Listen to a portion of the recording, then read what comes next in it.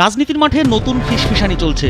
পদত্যাগ করবেন উপদেষ্টা আসিফ মাহমুদ সজীব ভুইয়া, নাহিদ ইসলাম ও মাহফুজ আলম। আমাদের পক্ষ থেকে কোনো ছাড় নাই, যেগুলাতে আমরা মনে করেছি যে না, আগে আমরা ডিপ্রাইভড হয়েছি, এগুলাতে আমরা শক্ত ভয়েসে কোনো ছাড় দিব না। জিরো লাইনে দাঁড়ায় আছি, আপনাদের এখানে আসার দরকার নাই, আমি এনাফ বিএসএফ কে সাইজ করার জন্য।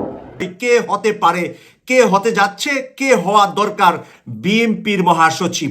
বিএনপির মহাসচিব শীঘ্রই নতুন মুখ আসবে এবং নতুন মুখ নিয়ে অলরেডি কথা বলেছেন জনাব তারেক রহমান। 6 মাস যেতে না যেতেই আওয়ামী লীগ কিভাবে কর্মসূচি দেয় তা নিয়ে প্রশ্ন তুলেছেন জাতীয় নাগরিক কমিটির মুখ্য সংগঠক সার্জিস আলম। হযরত ইব্রাহিম আলাইহিস সালাম নবী, জাতির পিতা, এ কথা বলার দরুন আমাকে চাকরিচ্যুত করা হয় 2016 সালে। অভিযোগটা বলছে যে আমি হযরত ইব্রাহিম আলাইহিস সালাম নবীকে কেন জাতির পিতা বললাম। নিত্য প্রয়োজনীয় দ্রব্যের যে মূল্যের ঊর্ধ্বগতি, তার প্রতিবাদে এবং সুষ্ঠু নির্বাচন এবং গণতন্ত্র ফেরাতে আমাদেরকে খেয়াল রাখা দরকার। গণতন্ত্র ফেরাতে আগামী ফেব্রুয়ারি মাসের মাঝামাঝি মাঠে নামছে বিএনপি। আসসালামু আলাইকুম প্রিয় দর্শক, বর্তমান সময়ের রাজনৈতিক প্রেক্ষাপট বা পরিস্থিতির উপর বিশ্লেষণ করে আপনাদের সামনে কিছু গুরুত্বপূর্ণ ভিডিও ফুটেজ নিয়ে হাজির হয়েছি। এমনকি দর্শক, আমি আশা করছি যারা ভিডিওটি অন করেছেন তারা সম্পূর্ণ ভিডিওটি মনোযোগ সহকারে দেখবেন, তাহলেই বুঝতে পারবেন ভিডিওর মূল রহস্য বা আসল ঘটনাগুলো। তো প্রিয় দর্শক, আমি আর বেশি কথা বাড়াতে চাই না, চলুন দেখে আসি আজকের সেই কাঙ্ক্ষিত ভিডিওগুলো।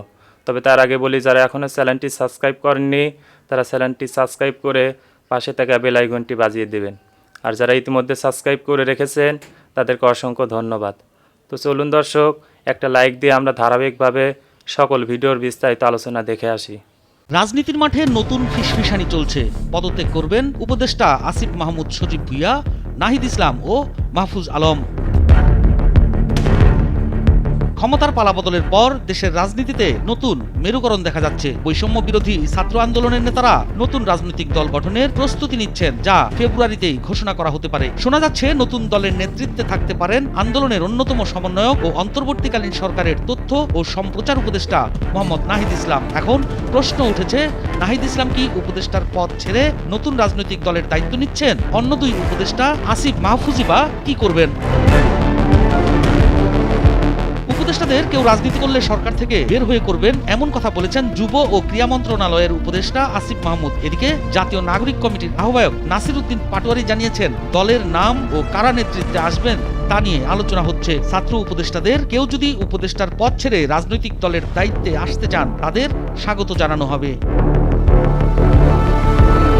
ছাত্রদের দল ঘোষণার আলোচনার মধ্যে অবশ্য অন্তর্বর্তীকালীন সরকারের নিরপেক্ষতা নিয়ে প্রশ্ন তুলেছে বিএনপি। তাদের অভিযোগ, সরকারের উপদেষ্টারা রাষ্ট্রীয় সুবিধা নিয়ে নতুন রাজনৈতিক দল গঠনে সক্রিয় রয়েছেন, যা সরকারের নিরপেক্ষতাকে প্রশ্নবিদ্ধ করছে। এসব বিবেচনায় জনমনে প্রশ্ন এসেছে, তবে কি ফেব্রুয়ারিতেই পদত্যাগ করতে যাচ্ছেন আসিফ, নাহিদ, মাহফুজরা? শেখ হাসিনার পতন ঘটানো গণ অভ্যুত্থানের সূত্রপাত করা ছাত্র নেতৃত্বদের নিয়ে গড়া নতুন রাজনৈতিক দল আগামী মাসের মধ্য থেকে শেষ ভাগে আত্মপ্রকাশ করতে পারে। সংসদীয় আসন, উপজেলা ও ইউনিয়নে বিএনপির দ্বিতীয় কিংবা তৃতীয় গুরুত্বপূর্ণ নেতাদেরও দলে টানার চেষ্টা করবে তারা। আওয়ামী লীগ বাদে অন্যান্য দলের নেতাদের জন্যও দুয়ার উন্মুক্ত রাখবে। কে হতে পারে, কে হতে যাচ্ছে, কে হওয়া দরকার বিএনপির মহাসচিব। বিএনপির মহাসচিব শীঘ্রই নতুন মুখ আসবে এবং নতুন মুখ নিয়ে অলরেডি কথা বলেছেন জনাব তারেক রহমান। গতকালের তারেক রহমান সাহেবের বক্তব্যগুলো যদি আপনারা তাকান, তাহলে সেখান থেকে ইঙ্গিত পাবেন যে বিএনপিকে লালন করে ধারণ করে এরকম যোগ্য মানুষের হাতেই বিএনপির নেতৃত্ব আসা লাগবে। আর যদি এই কারণে কোনো ব্যক্তি বাদ পড়ে, এই কারণে মনে করতে হবে বিএনপির স্বার্থেই বাদ পড়ছে, কোনো ব্যক্তির স্বার্থে নয়। তাহলে আজকে আলোচনার বিষয়টাই আমি নিয়ে আসছি, বিএনপির মহাসচিব হওয়া ভারতের আতঙ্ক হতে হবে। যে কোনো ব্যক্তি বিএনপির মহাসচিব হলে বিএনপির জন্য শুভনীয় হবে না। ভারতীয় দালাল মুক্ত বিএনপিকে করতে হবে, নতুবা আগামী নির্বাচনে বিএনপির জন্য বড় মাপের আত্মঘাতী হবে বলে আমি মনে করছি। বিএনপির আতঙ্ক কে? আর বিএনপির ভিতরে যারা আতঙ্ক ভারতের, বিএনপির ভিতরে যাদেরকে তৈয়ার করলে ভারত ভয় পাবে, এতদিন পর্যন্ত মির্জা ফখরুল ইসলাম আলমগীর সাহেব টেকনিক্যালি তাদেরকে পিছিয়ে রেখেছেন এবং তাদেরকে বিভিন্ন অজুহাতে, বিভিন্ন নামে তাদেরকে কোণঠাসা করে ঘরে বসিয়ে রেখেছিলেন। আজকে তারেক রহমান সাহেব জেগে উঠেছেন। আমার বিশ্বাস তারেক রহমান সাহেব সঠিক জায়গায় হাত দিবেন এবং সঠিক মানুষকেই নির্বাচিত করবেন বিএনপির মহাসচিব হিসাবে। আমি আজকে আপনাদের সামনে একটি প্রস্তাবনা করছি।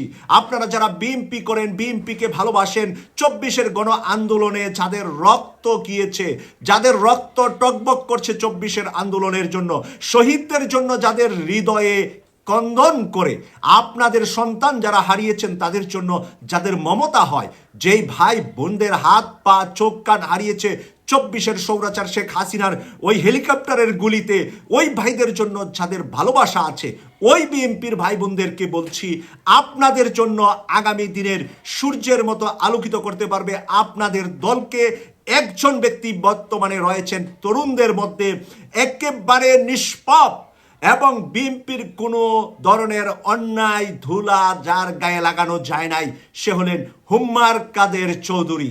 সালাউদ্দিন কাদের চৌধুরীর টকবকে তরুণ সন্তান হুম্মার কাদের চৌধুরী, যার গর্জনে ভারত বারবার কেঁপে উঠেছিল, যার নারে তাকবীরের স্লোগানে বিএনপির মহাসচিব থেকে শুরু করে বিএনপির কেন্দ্রীয় নেতারা সমালোচনা করেছিলেন, বলেছিলেন নারায়ে তাকবীরের স্লোগান আমাদের নয়। আর হুম্মার কাদের চৌধুরী গত কয়েকদিন আগে একটি অনুষ্ঠানে এসে বলছিলেন আপনারা আমাকে চিনবেন আমার একটি স্লোগানের ভিতরে, তখন সে আবার নতুন করে নারায়ে তাকবীর স্লোগান দিয়ে তার বক্তব্য শুরু করেছিলেন। প্রিয় দর্শক, আজকে হুম্মার কাদের চৌধুরী কোথায় থেকে এসেছে, কার ছেলে কার নাতি, আপনাদেরকে একটু পিছনে নিয়ে যাচ্ছি। শেখ মুজিবুর রহমানের বইটি পড়ে নেবেন, অসমাপ্ত আত্মজীবনী। শেখ মুজিবের অসমাপ্ত আত্মজীবনীর ভিতরে 100 বারের বেশি লেখা আছে হুম্মার কাদের চৌধুরীর দাদার নাম। হুম্মার কাদের চৌধুরীর দাদা হলেন ফজলুল কাদের চৌধুরী, যিনি স্বল্প সময়ের জন্য রাষ্ট্রপতি ছিলেন বাংলাদেশের। এই ফজলুল কাদের চৌধুরীর জুতা টানতেন, ব্যাগ টানতেন শেখ মুজিবুর রহমান। সেই ফজলুল কাদের চৌধুরী যখন দিল্লি যেতেন বাংলা থেকে, তখন কলকাতা থেকে শেখ মুজিবুর রহমান তার সফরের ব্যাগ টানার জন্য, জুতা টানার জন্য সিকিউরিটি হিসাবে ওরা হুম্মার কাদের চৌধুরীর দাদার পিছনে থাকতেন এবং সেই ফজলুল কাদের চৌধুরী টাকা দিতেন তাদেরকে খাবার দাবারের জন্য। উনি যেই হোটেলে থাকতেন সেই হোটেলের সামনে তাঁবু টাঙ্গিয়ে শেখ মুজিব সহ আরো 10-12 জন তরুণ উনাকে পাহারা দিতেন। আপনারা এই বইটি শেখ হাসিনা প্রকাশ করেছে, শেখ রেহানা প্রকাশ করেছে, শেখ মুজিবের আত্মজীবনী পড়বেন, পড়লে আপনারা বুঝতে পারবেন আমাদের পক্ষ থেকে কোনো ছাড় নাই। যেগুলাতে আমরা মনে করেছি যে না আগে আমরা ডিপ্রাইভড হয়েছি, এগুলাতে আমরা শক্ত ভয়েসে কোনো ছাড় দিব না। জিরো লাইনে দাঁড়ায় আছি, আপনাদের এখানে আসার দরকার নাই, আমি এনাফ বিএসএফ কে সাইজ করার জন্য। আর কোনো ছাড় নয়, এখন থেকে ভারতের সাথে চোখে চোখ রেখে কথা হবে, এমনই ইঙ্গিত দিয়েছেন বিজিবি মহাপরিচালক মেজর জেনারেল মোহাম্মদ আশরাফুজ্জামান সিদ্দিকী। তিনি বলেছেন, ভারতের সঙ্গে যে বিষয়গুলোতে আমরা মনে করছি যে বঞ্চিত হয়েছি, সে বিষয়গুলোতে কোনো ছাড় দেব না। এছাড়া স্বরাষ্ট্রমন্ত্রীও কঠিন হুমকি দিয়েছেন ভারতকে, যা শুনে রীতিমতো প্যান্ট ভিজে যাবার দশা দাদা বাবুদের। কি বললেন তিনি? হঠাৎ কেন ও কিভাবে এত সাহসী হয়ে উঠল বাংলাদেশ? বিস্তারিত থাকছে জীবনের কথার এই পর্বে। হাসিনা আমলে ভারতের বিপক্ষে বাংলাদেশ সরকার কেবল জি হুজুরের ভূমিকা পালন করেছে। শত অন্যায় অবিচারের পরও আওয়ামী সরকারের কেউ টু শব্দটুকুও করেনি। তবে সাম্প্রতিক সময়ে তার ভিন্নতা দেখা যাচ্ছে। এখন আর কেবল পিঠ দেখিয়ে নয়, চোখে চোখ রেখেই এগিয়ে চলেছে বাংলাদেশ। সর্বশেষ বিজিবি মহাপরিচালক বলেছেন, পররাষ্ট্র মন্ত্রণালয়কে বলেছি ভারতের সঙ্গে অসম চুক্তিগুলো নিয়ে কাজ করতে। ডিপ্লোম্যাটিক চ্যানেলে এটা সমাধান করা হবে, আমাদের পক্ষ থেকে কোনো ছাড় দেওয়া হবে না। বর্তমান সরকারের বিরুদ্ধে, অন্তর্বর্তী সরকারের বিরুদ্ধে আওয়ামী লীগ এবং বিএনপি একসাথে রাজপথে নামবে। অনেকের কাছে শুনতে খারাপ লাগতে পারে, তাহলে কি স্বৈরাচার আওয়ামী লীগের সঙ্গে বিএনপি জোট বাঁধছে? বিষয়টি তেমন না হলেও এটুকুই বলার চেষ্টা করছিলাম, এটুকুই স্পষ্ট হয়েছিল তখন থেকেই যে নির্বাচন বিলম্বিত করতে, নিজেদের ক্ষমতা দীর্ঘস্থায়ী করতে এবং পেছনে যে একটি উগ্রবাদী গোষ্ঠীর নেতৃত্বে যে পরিকল্পনা আঁকা হচ্ছে তা বাস্তবায়ন করতে সরকার যা করছে তাতে বিএনপিও বাধ্য হবে নামতে, আর আওয়ামী লীগ তো আন্দোলনে থাকবেই, সে যে ফরম্যাটেই হোক। এবং সেটি দেখা যাচ্ছে মোটামুটি অনেকখানি আমাদের কাছে স্পষ্ট হয়েছে যে পাশাপাশি আন্দোলনে তারা নামছে।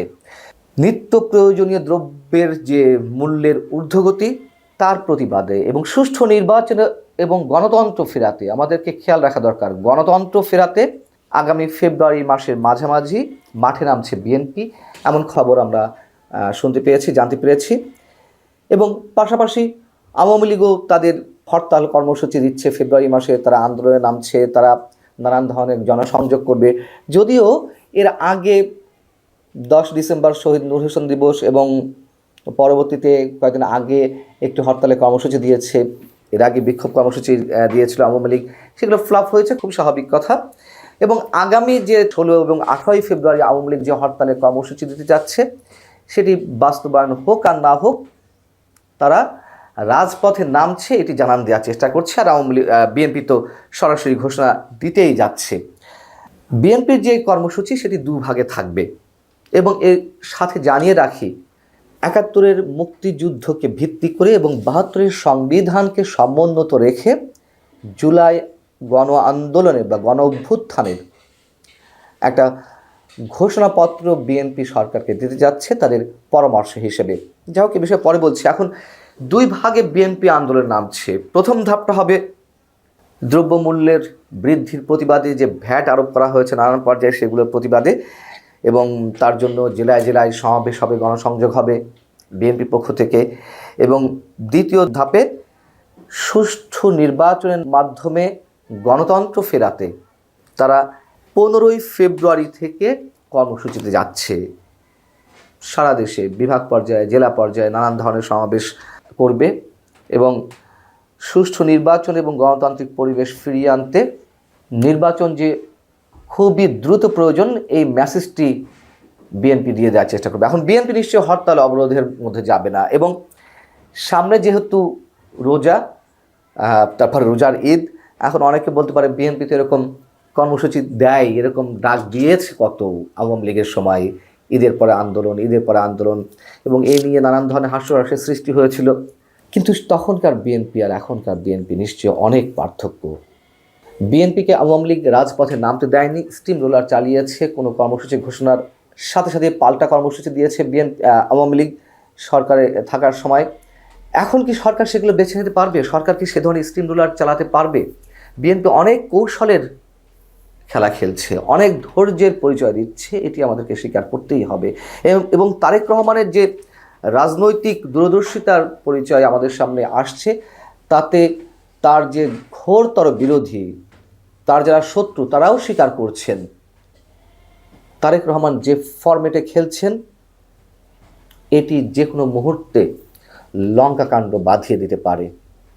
তার কারণ জনসমর্থন তার দিকে যেভাবে যাচ্ছে, বললাম তো যে তার যারা শত্রু, তারাও সেগুলোকে ওয়েলকাম করছে।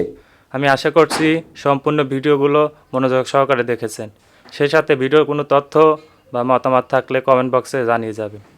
আজকের মতন এখানে শেষ করছি, ফিরে আসছি আগামী দিনে অন্য কোনো টপিকস নিয়ে। সে পর্যন্ত ভালো থাকবেন। আল্লাহ হাফেজ।